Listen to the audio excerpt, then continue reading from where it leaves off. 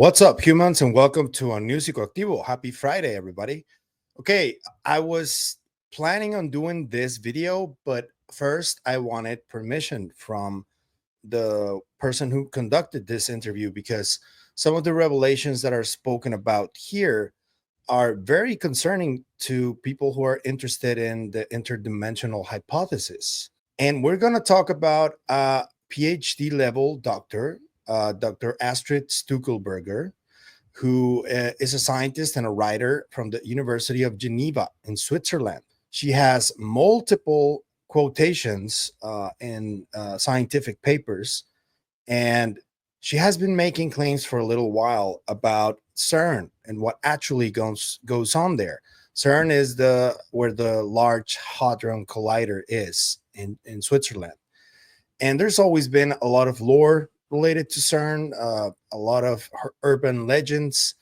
Only a couple of people have come forward saying things that are really concerning and science fiction for many, because I know some scientists who have worked there and they've told me that nothing is going on. But then people like Dr. Stuckelberger come out and say things like what she said here. And it becomes really interesting because of her PhD level. So Dr. Stuckelberger is a generational mental health professional. And she was on with Jimmy. He does a lot of technical work, and some of his most seen videos are technical explanations of UFO videos. But he also has wonderful interviews. He recently did one alone with former CIA agent John Ramirez, and then he did one with Ramirez, and then with Dr. Jack Sarfati in the same interview. And that was really interesting to see. And now he did this one with Dr. Stuckelberger. And I got to show you what she talked about. She describes a dinner that she had with two people who have high-level positions at CERN. And she was really concerned about some of the things that by 2016, 2017, she had already allegedly found out about CERN, that she kept asking about it and got in circles where she was able to get some of that information. The people that she spoke to do work there. They do hold high positions there. So what she was told there is really intriguing. And I just got to show you guys because I think it's really interesting. And shout out to Jimmy from UAP Files Podcast for this interview that just came out this week. So here's Dr. Stuckelberger talking about CERN, portals, and extra dimensions, and something that happened with an entity that crossed a portal. You'll see what I mean. I sat in Portugal. I was invited, and it was a nice dinner of a doctor who was doing the Master of Public Health. So she invited me to see everybody and put me at the table of two physicists from the CERN, one in Geneva, one in Portugal, because there are many other mini CERNs. It's not just Geneva. and I sat at their table, and I was like so happy not to be in a boring table. There's nothing worse than to be at a great party and sitting at a table where you don't have the same vibes and conversation.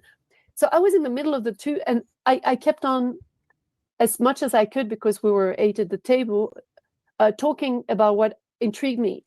And I really awesome to make it short, the two questions that really intrigued me was, what are you doing special there? And how many dimensions? This has intrigued me. I have still not to this day found a real definition of reality that has the same criteria. So I think it is Matsuru, his name. Yeah, he says there are 8 or 9. Yeah. Anyway, I said, so how many dimensions officially are living in the CERN? And they both said 17, very affirmatively. Whoa. And I don't know how much people have studied about dimensions. I know that string theory talks about that, but there's never been like a proper specification of dimensionality in physics. And the fact that two people from CERN are saying there are 17. So matter of factly, that's concerning because the official narrative is that when you talk about other dimensions and interdimensionality, that's impossible to describe because there is no definition for it. That's what the mainstream scientists will tell you, that it's impossible. But this doctor is telling you what two doctors from CERN, two physicists from CERN, revealed to her at a dinner. And I said, well, can you give me a document or refer to me, please? I'm taking the pen. I want to write it down. I'm a researcher. I need to check. I would like to know that. It's so important. And they said, oh, no, we don't know, but we know it's 17. Wow. And I couldn't believe it. I said, how come they don't know? Okay, so I dig then a little bit more, and I said, but you have an experiment. Can you describe something from another dimension? And they were searching in their brain, and I said, well, can you something the most extraordinary that you have heard about? Because I wanted to have a result. and they said, well, yes, there is something, and then they started talking about the CERN portal. There's a portal for the LHC. Wait, what? So the Large Hadron Collider generated a portal, or it has a portal? I mean, this has been mentioned before, but now you have this lady with this level of PhD and with direct contact with people from CERN, and she's talking about portals now. So there's a door, a round door, like in the Stargate. And I don't know if it's as big. There is one picture that the person is quite small, actually, on it. You can go and look for those interested. Go and type CERN portal LHC door, and you will see. So in front of the door, they have a room. They probably have many doors, but they have a room, and they sit around the table. And I said, so yeah, what happened? He said, well, an entity came from this portal, and like what? it sat at the table. I was like, but how is this what do you mean entity? Is it a person? Is it an alien? What color? Are they like us? And they couldn't answer anything. They said, no, it's not. We know. We just know it at CERN. And they cannot describe it, but they have it secondhand. It's not third, fourth. It's a very good friend who knows. That's very unfortunate that it's secondhand, but it is certainly very interesting. And who knows what those people at CERN talk about amongst themselves of what goes on there, because there's a lot of secrecy surrounding CERN. They do have those live streams whenever they turn on the LHC, but yeah, the narrative is pretty straightforward. But this lady saying that that's not the case and that there is stuff happening, although this being secondhand. And so I said, okay, I have to find something more because that's not enough. Even she knows it's not enough. I mean, she is a scientist, I said, can you have proof? And is there a proof that they bring, that they give something? There's some document. And they said this entity the second time took a scarf and left a scarf. I said, what type of scarf? And they don't know. They're not into the detail. They were really into the event and not the detail. And this entity left again. So that's the short scoop that started me going and trying to look for that. And so what I did is I went to look into the CERN research agenda, and I saw all those very strange names for everything, but especially around the eclipse that was announced on the 8th of April 23, if I remember. They said that they would start again the collider because they had stopped. It's interesting that they chose an eclipse event to start the collider again. What do you guys think that means? That's interesting. In 2018, there had been a problem.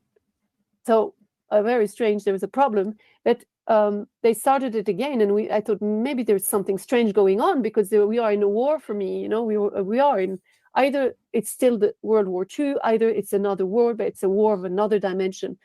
And I see that the director of research is the head of research is Bertolucci, it's his name. And this Bertolucci, in his announcement, and I have printed it, 8th of April 24, it's 24, I've written it.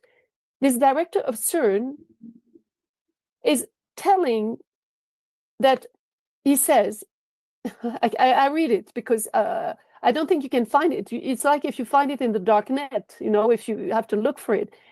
Okay, so top scientists at the Large Hadron Collider, LHC, says that the Titanic machine may possibly create or discover on 8th of April for the eclipse previously unimagined scientific phenomenon or unknown unknowns. Wow.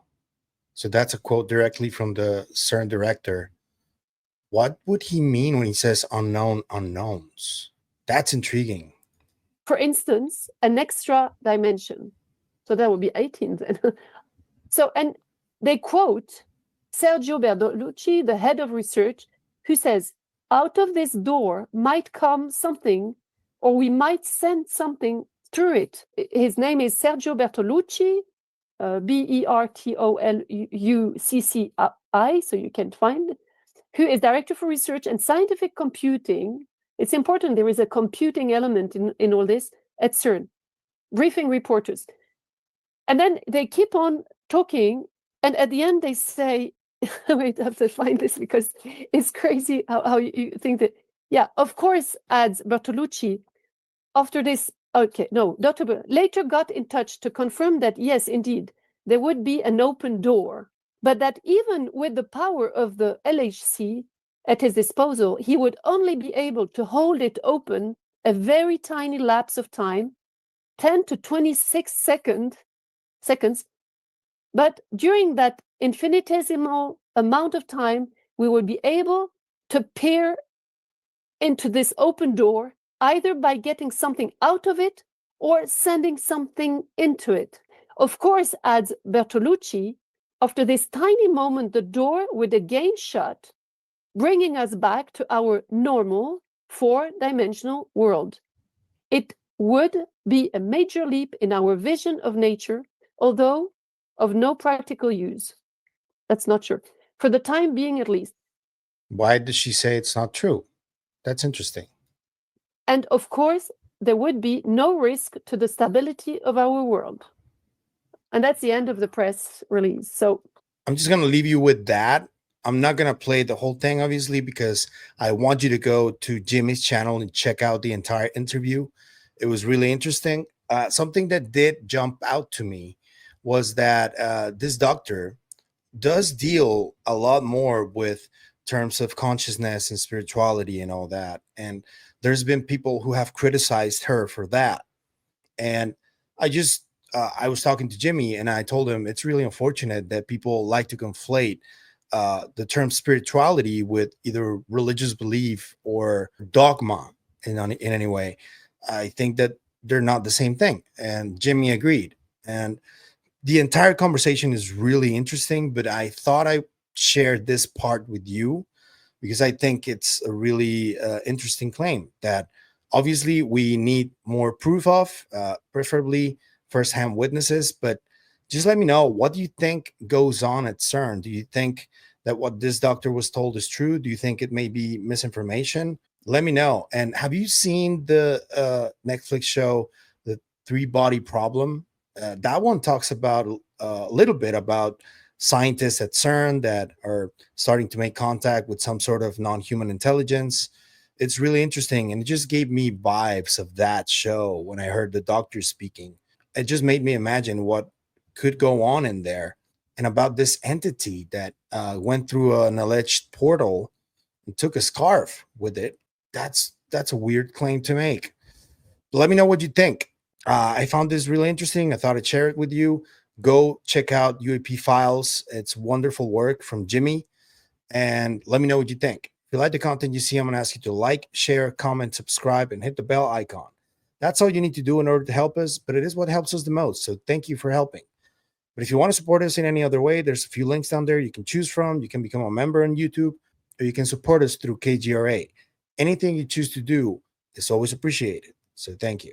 That's it for me today on this video, but I'll see you guys in the next one. Remember, stay curious and inquisitive like Dr. Astrid Stuckelberger always. Bye.